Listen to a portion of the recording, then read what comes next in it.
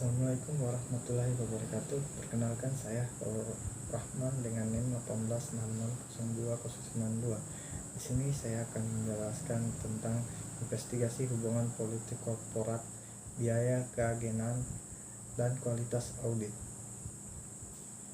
Yang pertama, konsep hubungan politik korporat.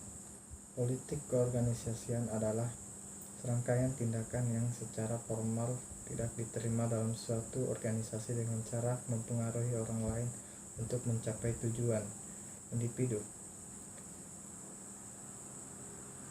Kelaziman dan intensitas kemunculan politik organisasi berbeda-beda, mengikuti karakteristik struktur organisasi dan siklus khusus. Mengemukakan beberapa aspek situasi yang memunculkan aktivitas politik dalam organisasi sebagai berikut. Yang pertama, perilaku politik biasanya muncul pada saat ada ketidakpastian sumber daya yang langka. Unit-unit individu dan kelompok memiliki kepentingan terkonflik, dan saat anggota organisasi memiliki kekuasaan atau power yang hampir sama. Yang kedua, perilaku politik yang muncul dalam bidang sumber daya manusia seperti pada saat penilaian kinerja, seleksi personil, dan keputusan kompensasi. Hal ini kemungkinan karena adanya ambiguity. Lingkungan organisasional bersifat ambiguous karena tidak hanya adanya kriteria evaluasi yang jelas, sehingga organisasi cenderung kurang bergantung pada hasil yang dapat diukur dan lebih pada usaha pekerja potensi yang dipersepsikan dan karakteristik nilai dan sikap personal. Semua hal tersebut dapat diubah melalui manipulasi pertimbangan. Yang terakhir, yang ketiga, aktivitas politik biasanya tidak sama pada tahap hidup organisasi yang berbeda. Menurut Greenberg dan Baron pada tahun 1997, ada 3 tahapan dalam organisasi yang memiliki perilaku politik yang berbeda-beda.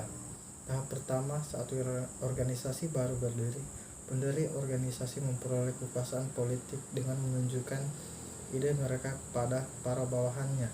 Kedua, tahap pertumbuhan organisasi. Anggota organisasi cenderung terpisah-pisah karena kekomplekan tugas sehingga menciptakan adanya kepentingan yang berbeda-beda dan dapat menimbulkan konflik. Ketiga, saat pertumbuhan organisasi mengalami penurunan, anggota merasa tidak akan pekerjaannya dan memerlukan tindakan politik untuk mendapatkan kekuasaan dalam pengendalian organisasi. Yang B, konsep biaya keagenan. Biaya keagenan atau agency cost adalah biaya tambahan yang muncul ketika prinsipal menunjuk agen untuk membuat keputusan mewakili kepentingan mereka. Sebagai contoh, dalam sebuah perusahaan, pemegang saham bertindak sebagai prinsipal, sedangkan manajemen bertindak sebagai agen. Ada 3 jenis biaya keagenan, yakni 1. Biaya pemantauan. Biaya ini dikeluarkan oleh prinsipal untuk mengatur perilaku agen, termasuk di dalamnya adalah penggunaan skema insentif yang dirancang untuk mendorong agar bertindak sesuai dengan keinginan prinsipal. Kedua, biaya ikatan atau bonding cost. Biaya ini dikeluarkan oleh agen untuk meyakinkan prinsipal bahwa ia tidak akan mengambil tindakan yang tidak patut. Yang ketiga, kerugian residual atau residual loss, yang mempresentasikan kerugian terhadap prinsipal karena tindakan agen tidak sesuai atau tindakan yang akan dilakukan oleh prinsipal tetapi agen tidak melakukannya. Yang terakhir, C. Kualitas audit. Kualitas audit adalah karakteristik atau gambaran praktik dan hasil audit berdasarkan standar auditing dan standar pengendalian mutu yang menjadi ukuran pelaksanaan tugas dan tanggung jawab profesi seorang auditor. Kualitas audit berhubungan dengan seberapa baik sebuah pekerjaan diselesaikan dibandingkan dengan kriteria yang telah ditetapkan. Untuk mengukur kualitas audit ada sebagai berikut.